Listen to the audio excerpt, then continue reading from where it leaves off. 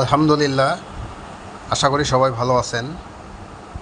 আমিও আল্লাহর রহমতে ভালো আছি। আজকে আপনাদের দেখাবো কাদা মাটির নিচে শিং মাছ থাকে। এখানে শিং মাছের গোডাউনের ভাইরে ভাই অনেকগুলো শিং মাছ বের করতেছে এই ভাই দুইজন। কাদা মাটির ভিতর থেকে শিং মাছ বের করতেছে। দেখুন, একদম দেশি শিং মাছ। আসলে রিজেক্ট যদি আল্লাহ তাআলা দেয়, কোনো একটা ওসিলার মাধ্যমেই রিজেক্ট দিয়ে দেয়। এই ভাইরা জানতোই না যে এখানে এতগুলো শিং মাছ আছে। দেখুন, বের করতেছে শিং মাছ। বেশি বড় না, মাঝারি টাইপের শিং মাছ, কিন্তু দেশি মাছ। এইগুলো মাছের স্বাদই আলাদা। খুব সাবধান রে ভাই, একটা মাছ যদি কাটা দিয়ে দেয় এর অনেক যন্ত্রণা, অনেক ব্যথা।